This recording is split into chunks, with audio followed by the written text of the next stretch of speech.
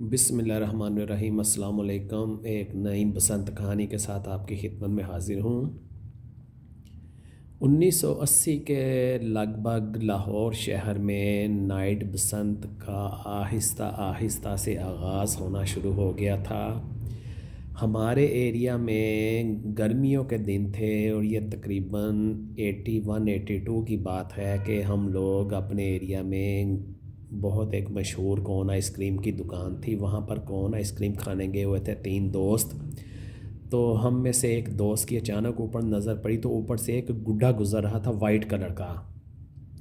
تو وہ دوست ہم دونوں کو کہنا وہ دیکھو یہ گڈھا جا رہا ہے جی۔ تو جب ہم نے اوپر دیکھا تو وہ درمیانی سی ہوا چل رہی تھی اور وہ گڈھا ایسے ڈولتا ڈولتا جا رہا تھا جیسے اس کے پیچھے کافی زیادہ ڈور ہو۔ تو وہ بہت ہمیں عجیب سا لگا کہ کبھی رات کو اتفاق سے نیند کھلتی تھی جب گرمیوں کے موسم میں ہم چھتوں پر سوتے تھے، تو کبھی آسمان کے اوپر سفید رنگ کے بگلے اڑتے ہوئے نظر آتے تھے۔ جب صبح فجر کی اذانوں کا وقت ہوتا تھا تو وہ بگلے جو لانگ ڈسٹنس کے اڑتے ہیں پرندے آبی، جن میں مرغابیاں اور یہ سوان جس کو ہم ہنس راج کہتے ہیں، تو وہ گزرے تو وہ سفید بہت خوبصورت لگا کرتے تھے نیلے آسمان میں۔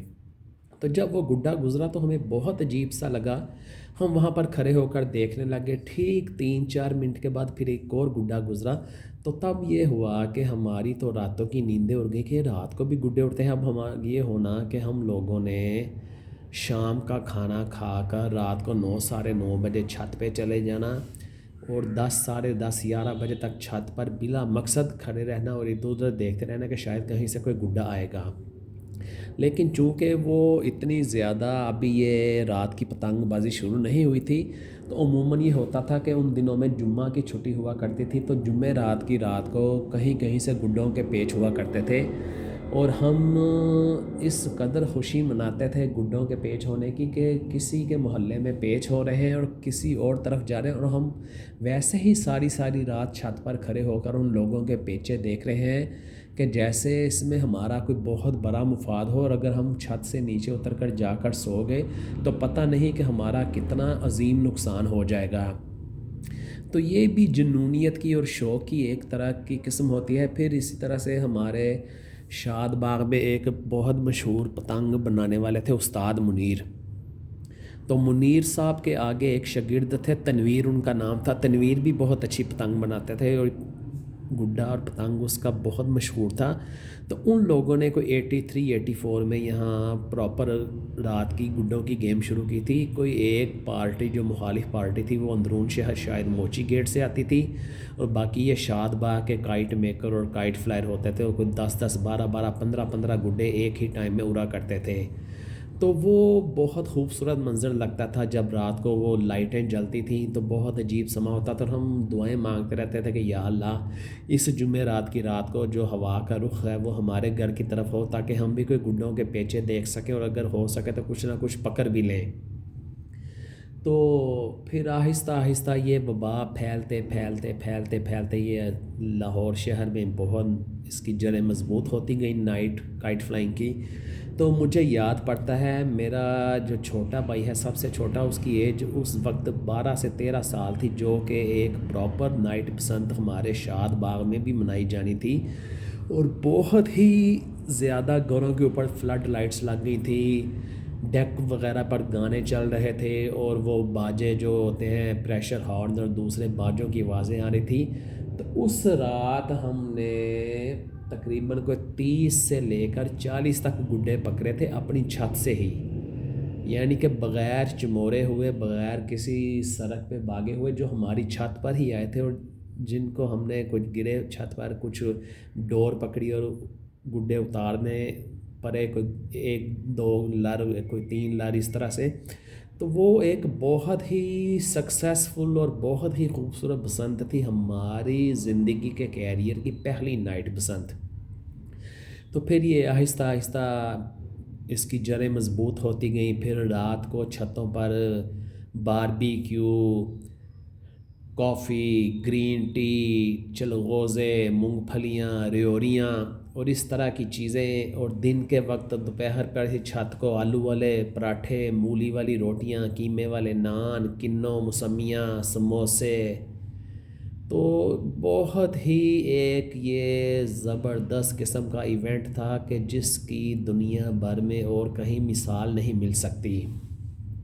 دوسرے شہروں سے لوگ آیا کرتے تھے، رشتہ دار آیا کرتے تھے، پہلے بکنگیں ہو جاتی تھیں، گجریلے پکتے تھے. سردیوں کی جو مین بسنت کی جس کو آپ ہٹ آئٹم کہہ سکتے ہیں وہ گجریلا ہوا کرتی تھی. ہر گھر میں گجریلا رات کو پکانے کے لیے رکھ دیا جاتا تھا، کیونکہ گجریلا پکانے کے لیے آپ کو 5 سے 4 گھنٹے درکار ہوتے ہیں منیمم. تو اس میں یہ ہوتا تھا کہ آپ رات کو 10-11 بجے گجریلا بنانا شروع کرتے ہیں تو صبح فجر کی اذانوں تک کا ٹائم ہو جاتا تھا. اور اس طرح سے اس بہانے رات بھی گزر جاتی تھی. اور جیسے ہی گجریلا پکانے سے فارغ ہونا تو اپنا پنا اور گڈیاں پکڑ کر چھت پر آ جانا اور شور بجانا شروع کر دینا، آپ بو کاٹائیو، بو کاٹائیو، اڑاوے. تو بہت ہی یہ مزیدار دن ہوا کرتے تھے. اور یہ ایسے زندگی کے دن تھے کہ جس میں فری آف کاسٹ، جس پہ کوئی خرچہ نہیں آتا تھا. اگر آپ کے پاس گڈی ڈور نہیں بھی ہے تو آپ اس کو ایسے انجوائے کرتے تھے کہ آپ کی رگ رگ اور آپ کے جسم کا انگ انگ خوشی سے سرشار ہو جاتا تھا. تو بچپن میں گھر سے نکل پڑتے تھے موچی دروازہ، کیونکہ مین گھر تھا لاہور شہر کا گڈی ڈور کا. وہاں پر ہر دکانوں پہ جا کر نئے نئے ڈیزائن دیکھا کرتے تھے. اور مجھے یاد پڑتا ہے کہ 80 سے 85 کے درمیان وہاں پر موچی دروازہ میں ایک بہت ہی مشہور مٹھائی کی دکان ہے. ان کی دکان پر ایک پتنگ بنی ہوئی تھی جو کہ 1-1 روپے کے نوٹوں کو جوڑ کر بنائی گئی تھی، اور وہ فل نوٹوں سے بنی ہوئی پتنگ تھی.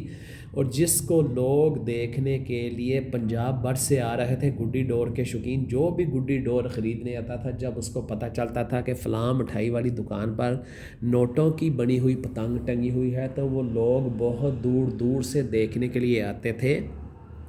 اور ہمارے لاہور میں یہ بھی ہوتا تھا کہ بہت پیسے والے لوگ اور بہت شوقین مزاج لوگ جب شام کو بسنت ختم ہونے کا ٹائم ہوتا تھا، جس سے کہ پنجاب کے لوگ اپنی زبان میں شام کلیان کہتے تھے، تو شام کلیان کے وقت پتنگوں کے اوپر اصلی نوٹ 5 روپے کا، 10 روپے کا، 2 روپے کا، 1 روپے کا نوٹ لگا کر پتنگیں اڑائی جاتی تھیں.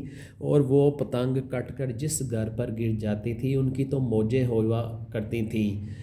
تو یہ بہت ہی انفارگیٹیبل مومنٹس ہوتے تھے زندگی میں بچپن کے، جو کہ جس بندے نے گڈی ڈور سے لگاؤ رکھا ہے اس نے یہ زمانے دیکھے ہوئے ہیں، تو وہ اس کو امیجن بھی نہیں کر سکتا، انلیس کہ یہ صرف جو آج کل کے 15 سے 18 سال کی ایج کے لڑکے ہیں، نئے پتنگ باز دوست ہیں، وہ بسنتیں نہیں دیکھ سکے. لیکن جو بسنتیں پہلے ماضی میں ہو چکی ان کی نظیر نہیں مل سکتی، اور ان کو لفظوں میں ایکسپلین نہیں کیا جا سکتا کہ وہ کس قدر کلرفل، جوائے-فل اور ہیلتھی ایکٹیویٹی ہوتی تھی.